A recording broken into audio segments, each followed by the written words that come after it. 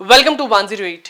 Tollywood top singer Mangli గారు accident గురించి సోమవారం ఉదయం నుంచి రకరకాల వార్తలు వస్తున్న సంగతి తెలిసింది.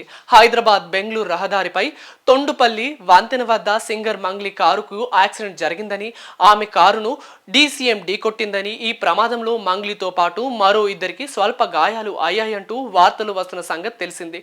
దీంతో మంగ్లీ ఆసుపత్రిలో ఉందని, తీవ్రంగా గాయాలు అయ్యాయని ఇలా రకరకాలుగా రూమర్లు బయటకు వచ్చాయి. అయితే అసలు విషయం ఏంటనేది సింగర్ మంగ్లీ తన ఇన్స్టాగ్రామ్ స్టోరీలో చెప్పేసింది. డియర్ ఆల్, నేను ఇప్పుడు బాగానే ఉన్నాను. అది చిన్న యాక్సిడెంట్. అది జరిగి కూడా చాలా రోజులే అవుతుంది. ఇప్పుడు జరిగిన యాక్సిడెంట్ కాదు. బయటకు వస్తున్న రూమర్లను నమ్మకండి.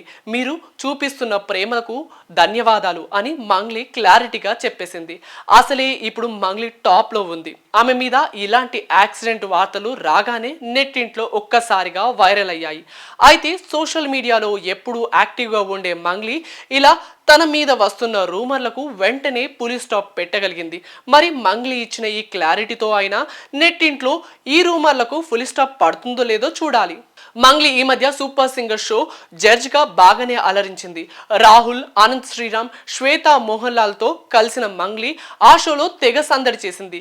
ఇక సింగర్ మంగ్లీ ఆ స్టేజ్ మీద పాడిన పాటలు కూడా బాగానే వైరల్ అయ్యాయి. అయితే ఓసారి మెలోడీ సాంగ్ ను మంగ్లీ పాడటంతో ఏమీ సెట్ అవ్వలేదు. దీంతో జనాలు బాగానే ట్రోల్ చేశారు. మంగ్లీ గొంతుకి మెలోడీ సెట్ అవ్వదని కామెంట్లు చేశారు.